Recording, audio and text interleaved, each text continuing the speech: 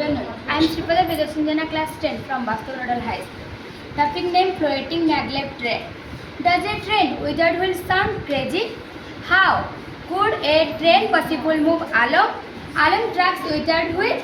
Trains that over just above the tracks are actually possible due to magnetic levitation or maglev force. This train use powerful magnet of strained air. Magnets generate a magnetic fields. These magnetic trains or fields can be push or pull on other nearby magnetic of generated force. Whether the magnetic push or pull depends on a direction to the which the magnetic force and facing. Thank you.